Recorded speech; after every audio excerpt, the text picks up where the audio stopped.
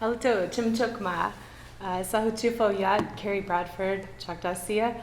Hi, I'm Keri Bradford. I'm from the Choctaw Nation of Oklahoma. I asked how you were doing tonight. I'm sorry? Lower your mic. Oh. Okay, got it. That didn't count for my 8 minutes now. Before I begin talking tonight about Indian education, I wanted to acknowledge the traditional custodians of the land that we're on and pay my respects to the our Chumash relatives. I also honor all Indigenous scholars and researchers and educators and our many allies, and I want to thank the Gevirtz School for the opportunity to share with you tonight. So whenever I say, they always forget to remember us. Who are they? They can be in this context, sometimes they're our educators, sometimes they're our peers, sometimes they're even folks within other communities of color. When I say forget, most folks don't mean to, but we often slip their mind because you typically only learn about Native Americans in like a history class, like we're dinosaurs and we don't exist anymore or something. But of course that's not true. We tend to get talked a lot about in the past tense, and our stories tend to get whitewashed.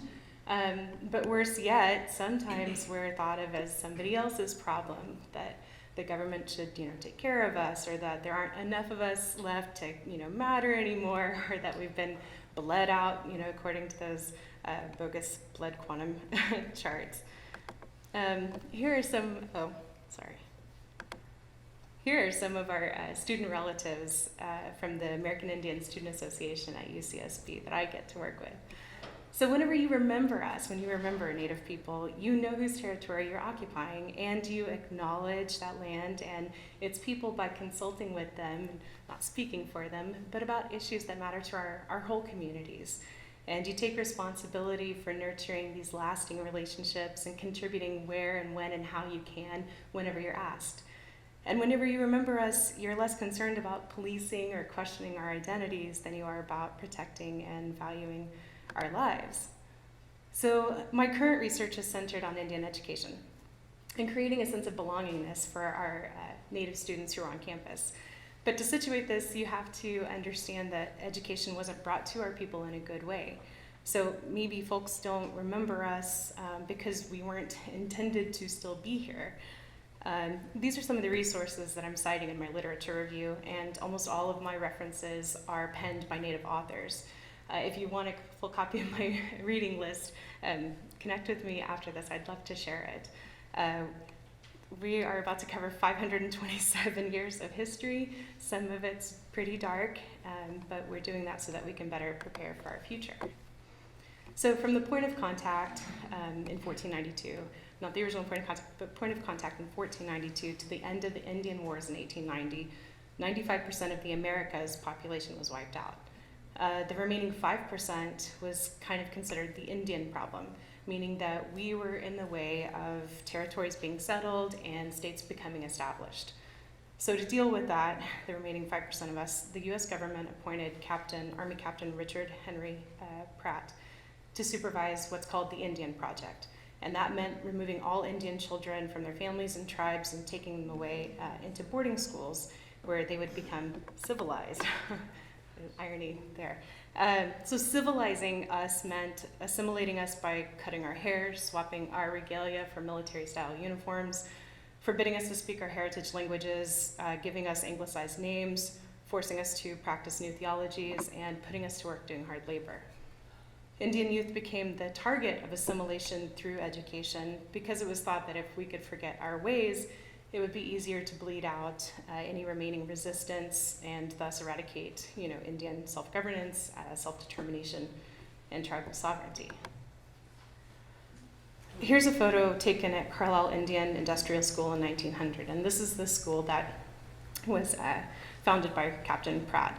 A number of children died at these schools before ever seeing their families again because families were forbidden from visiting their children. And many children ran away, but they were unrecognizable if they made it back home. So they were unrecognized by their families. Schools like this were overcrowded, so diseases were rampant. Children who disobeyed were locked in school jails, beaten, starved, or worse. Children were starving. Some took to hunting and, eating whatever they could find in order to survive, like cats. So survivor stories were recorded in letters sent to their families, and abuses were reported by alarmed agents who were tasked with visiting the schools on the behalf of the Child Welfare League of America, the Institute for Government Research, and other agencies. But in 1928, the landmark Marian Report was published, and it was a commissioned survey on the conditions of Indian boarding schools across 26 different states. And finally, under immense pressure from those reporting agencies, different welfare agencies, and Indian families, Congress passed the Indian Reorganization Act in 1934. And that ended the worst of the boarding school policies. We don't have time tonight to talk about all the different policies that impacted Indian education, and this is just a sample. But it's important to see that for being a sovereign people, we are surely heavily governed. So earlier I suggested that maybe folks forget to remember us because they didn't think that we'd still be here, but we are, and we're sitting in the classrooms. And I think that if you feel like you belong in school, then you'll persist. And I feel like if you can be your whole self, then you can thrive. So in my earlier research, the Native students I interviewed on campus said that they felt invisible, they experienced culture shock, felt unsafe to speak up, and they felt lonely. Many were tired of getting asked, well, how much Indian are you? And, well, you don't look Indian. And sometimes the Native students would do the emotional labor of engaging, but a lot of times they just kind of kept quiet, tried to move on. So in my dissertation research, working on now, I want to look at belongingness. I want to know what that looks like for Native American college students, particularly at UCSB. I'm going to focus on UCSB because of all the schools in the UC system, UCSB enrolls the greatest number of self-identified Native American students. But we offer them some of the least amount of academic offerings, meaning that we don't have a major, we don't have a Native American Studies program. But UCLA and UC Davis's Native American programs they're turning 50 years old. We don't have much in the way of, we don't have very many Native identified faculty members. We're not able to provide as much student support as we could by staff, so we're ripe for opportunity. I'm going to skip that. You can guess what it's about. So as I move forward with my research, I intend to focus on Native students' intersectionality. There's some opportunities in the literature where I can contribute in this way, because I think that our students' rich intersectional identities can give us a sense of their belonging and persistence on campus. So I want to know, how do our intersectional identities affect our persistence and belonging, our resilience, and vice versa. So for example, I want to look at urban versus reservation versus rural Indians. What's their approach to college? How do they feel about assimilating into college culture? Multiracial and multi-tribal Indians. How do they feel about their faces, their names, looking Indian? How does that affect their sense of belonging on campus, especially if they're predominantly non-Native college or university? And the Native students who are guided by traditional spiritualities or cosmologies, or no religions at all, or alternative religions, how's their sense of belonging affected on campus if they can't practice their ceremonies because they've been removed from their lands?